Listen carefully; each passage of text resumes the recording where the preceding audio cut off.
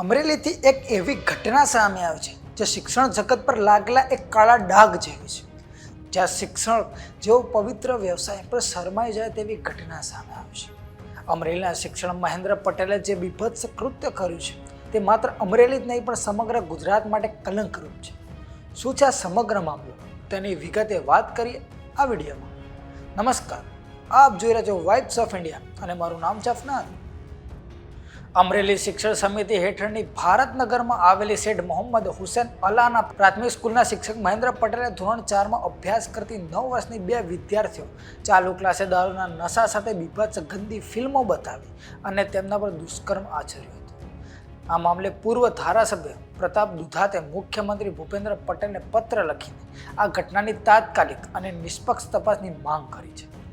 સાથે સાથે તેમણે રાજ્યમાં બેટી બચાવો બેટી પઢાઓ જેવી યોજનાઓ પણ સવાલ કર્યા છે. અમરેલીમાં તાજેતર નિર્દોષ પાયલ ગોટીનો ગેરબંધારણીય રીતે પોલીસ તંત્રે વરઘોડો કાઢ્યો હતો.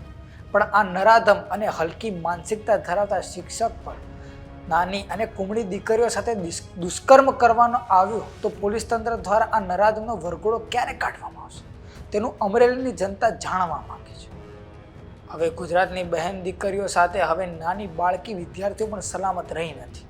જો અંગે સરકારશ્રી કોઈ પગલાં નહીં લે તો બહેન દીકરીઓને પોતાની ઇજ્જત આબરૂ બચાવવી મુશ્કેલ બનશે. અમરેલીમાં બનેલ આ સમગ્ર ઘટનાની નિષ્પક્ષ રીતે અને તાત્કાલિક ધોરણે કાર્યવાહી કરવામાં આવે અને કસૂરવાર શિક્ષક મહેન્દ્ર પટેલને સરકાર પક્ષેથી કડક સજા કરવામાં આવે તેવી માંગ કરી છે. આ વિશે તમારું શું કહેવું છે અમને કોમેન્ટ કરીને જણાવજો અને જોતા રહો વાઇબ્સ ઓફ ઇન્ડિયા. આભાર.